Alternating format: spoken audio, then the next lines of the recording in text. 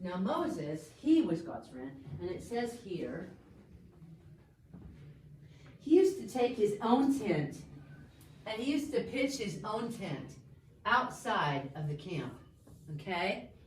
See over here? This is a picture of what the camp looked like. Part of the picture you don't see, like this part that goes this way, you're not seeing, or that goes this way, you're not seeing. But when the Israelites camped, they would camp just like this, and each particular family and all of the cousins and the aunts and the uncles would pitch their tents.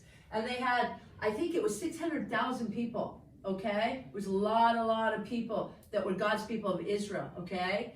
And then God had them set up the tabernacle right here with the Ark of the Covenant, and this, at nighttime, there would be a pillar of fire, because that was God himself staying with his people to protect them and be with them. And in the daytime, what did this pillar of fire turn into? Yes. It turned into a big, long, tall pillar of cloud.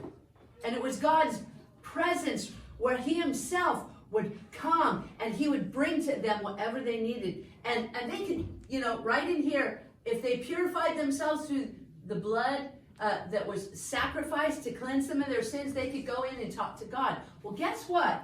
Moses set his tent up because he was in charge, right? Besides God, he did what God said. He was in charge of everybody.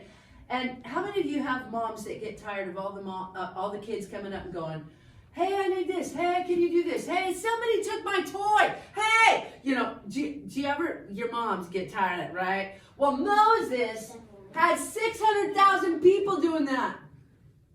Okay? And he set his tent up outside of the camp. Way outside of the camp.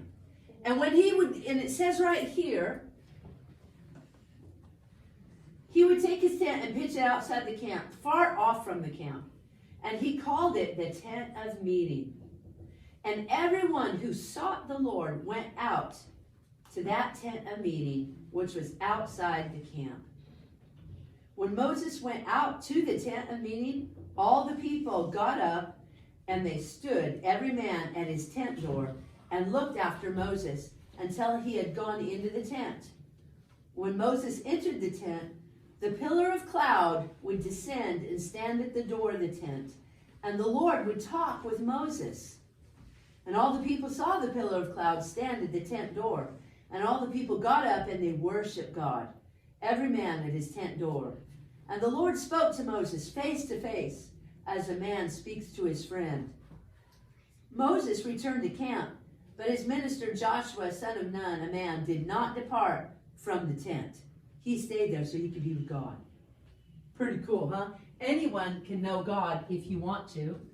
All you have to do is ask, just like we did today. And he's going to start talking to you and showing to you himself and answering you. So Moses would go. He'd go inside of the tent. I don't have the right size of Moses. And down would come the pillar of cloud and stand in front of the tent door. And God would actually speak. Here, come here, Logan. Stand right there, will you? Stand right here and face me. He would come and say, hey, Logan. Hey. And God would stand and talk to Moses. And then Moses would talk to God. Just like friends, right? That's pretty cool, huh? Just like friends. Thank you. You can have a seat. This is the thing. You can be a friend of God too. Now, the Bible also says that Moses would go and talk to God in here. And do you know what happened to him? Something pretty crazy. His face started to glow. It would light up like a light. And the people were afraid of him. Look up here. If you have any questions, please be thinking of them so you can ask afterwards. But in the presence of God is glory and power. And so when Moses was around God, that glory and power got off on him. How many of you have ever been around somebody who smelled like bacon? And then you got around them, and they maybe if you were around at their house, you would leave and you would smell like bacon, right? Okay? So that person would get off on you, right? How many of you have ever been around somebody who had too much cologne or perfume on? And and you went to hug them, and then afterwards you're like, oh, I can't get that smell off of me. You know? This is the deal. Well, you know what we're talking about, right? It's her mama, so. It's your mom? So when you hug her, you can smell her on you, right? Well, when Moses would get with God, God's glory and power would come on Moses, and he would shine just like a light, you guys. And see what Moses had to do so he didn't scare the people? To me, this is even more scary.